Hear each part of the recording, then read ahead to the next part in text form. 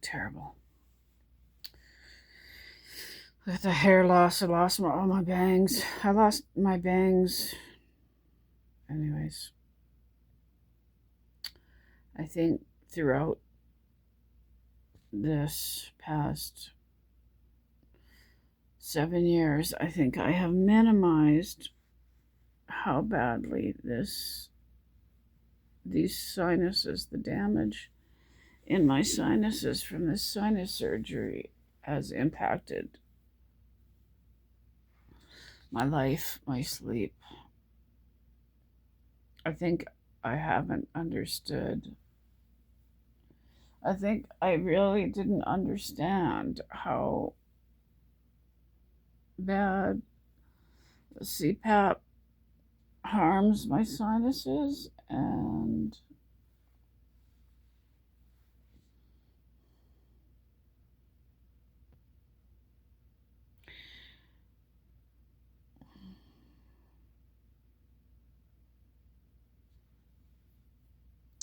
I don't know. I don't even know how to say that.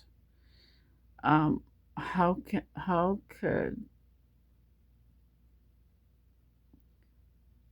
I think I've not understood how much pain and suffering this sinus damage is causing. You know, I finished antibiotics, I think 2 days ago.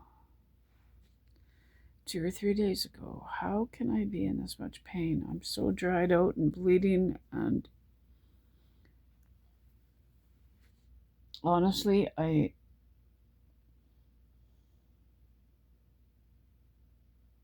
here's the thing. It's this life and death catch-22. Wearing the CPAP on these damaged sinuses with severe empty nose syndrome and severe empty sinus syndrome. Wearing the CPAP for my sleep apnea.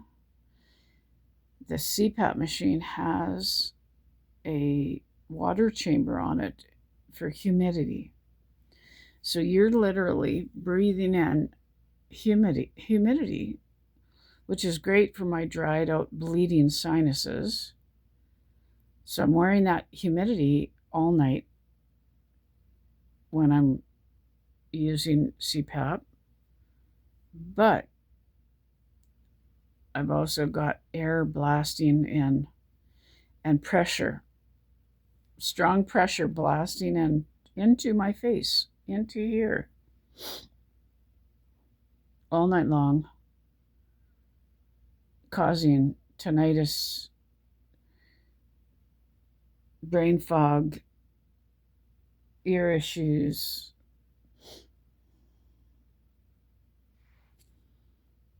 And I wake up, so I'm getting the advantage of humidity all night long, and wake up way sicker because of CPAP, because of what CPAP does to my head and sinuses, like how all the symptoms affect me.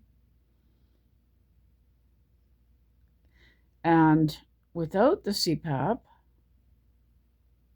I've not worn CPAP for a month, except for 2 days. I've not worn CPAP for a month.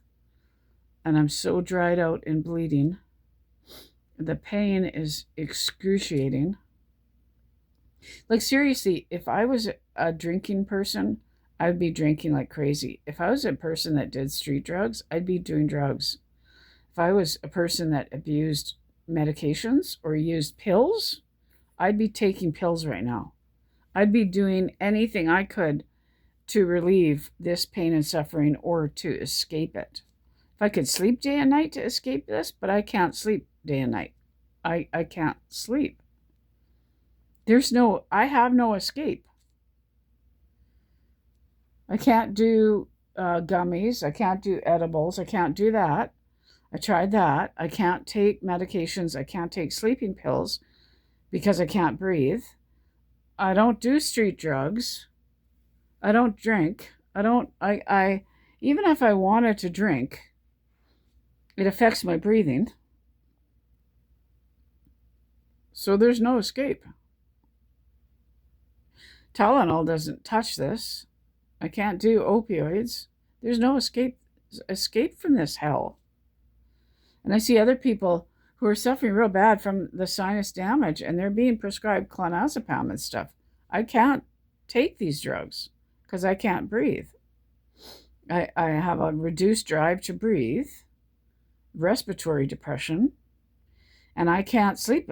One of the reasons I can't sleep is because my breathing is impaired. So I cannot take clonazepam or sleeping pills at night. I can't even trazodone. Trazodone and these other drugs that are not classified as sleeping pills inadvertently cause sleepiness and make my respiratory depression worse.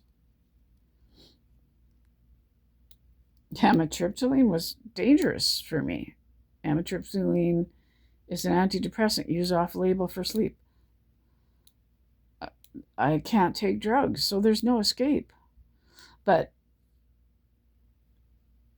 I can't believe, see, when doctors are 100%, just not even helping you troubleshoot or 100% discounting or not minimizing, but just completely refusing to acknowledge an issue, and you're not well, you're so unwell that,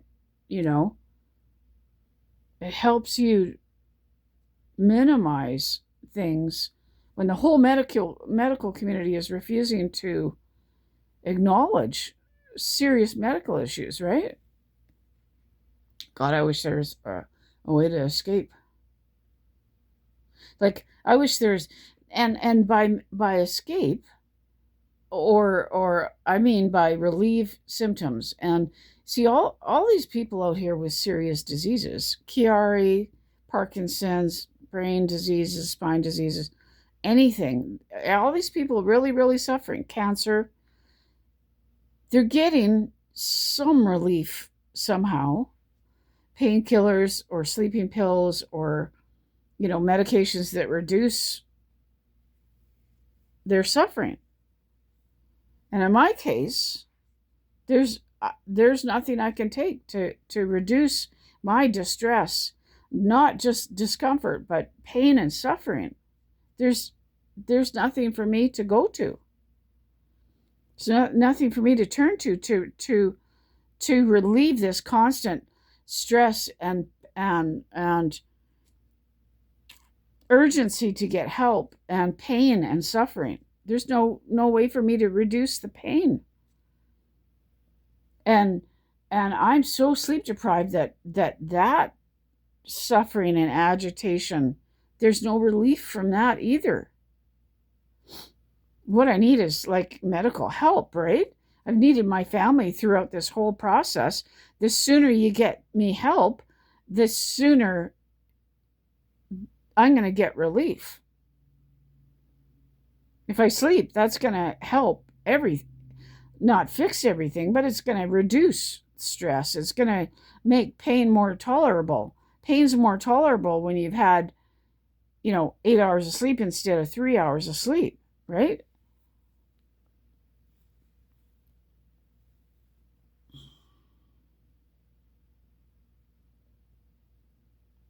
I have a friend messaging me, see how I am. I'm in so much pain. I don't want to talk to anybody right now. Like just raw pain. And in here, so dried out pain. Sprays don't help. Tylenol doesn't help. Nothing helps. Sleep would help if I could sleep.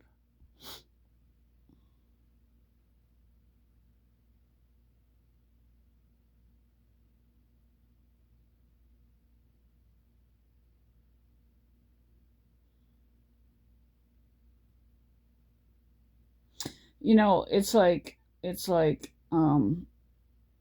if you had a shard, let's say you're fixing a broken light bulb or something, unscrewing a broken light bulb out of the ceiling, and a shard of glass gets stuck in your eyeball and you're screaming and you're out of your mind and you're unreasonable and you're agitated, and people expect you to be able to cope and be normal and pay your bills and troubleshoot and cope with life and do business and make phone calls and you know, I can't do it. It's the same thing. It's like I'm in distress, but people expect me not to be in distress, to work with them or to handle life affairs. I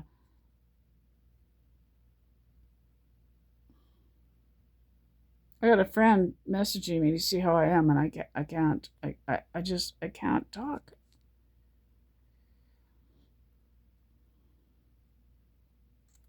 Someone who cares.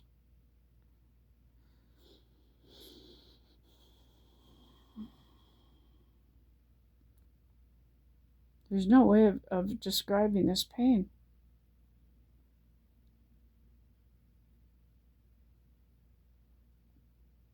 And it's so bizarre, there's no relief. Like, I don't know how people, you know, this one guy, he's a doctor. Last summer, he took his life because he's got what I have. His sinuses cut open, and he had to go on CPAP for sleep apnea, and that's what, no, I think that's what made him finally give up. He took his life last summer. I think his last words on Reddit or something were like, I have to lose weight to get off of this CPAP because I can't do this. Something comments to that effect. And then he took his life. 7 years of excruciating distress and pain on the CPAP for me. 7 years of literal torture because I didn't know what the problems were. Doctors, no one was helping me. No one figured all of this out. Like, I had to figure all of this out. You guys helped me. You guys with your comments. People on Facebook helped me troubleshoot. You guys have helped me doctor with your questions and your comments, and Facebook friends and people on social media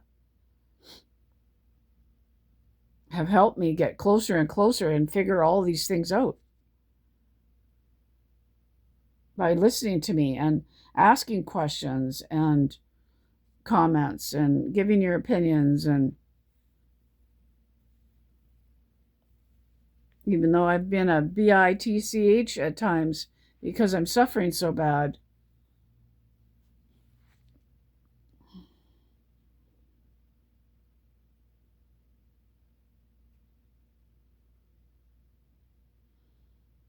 it's like this huge riddle to my brain that I can't believe there's no way out of this for me.